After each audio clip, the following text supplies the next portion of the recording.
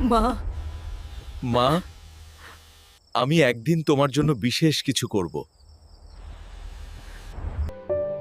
তোমার হাসি আমার সব পরিশ্রমের প্রতিদান হবে। আজ থেকে আমি কঠোর পরিশ্রম করব।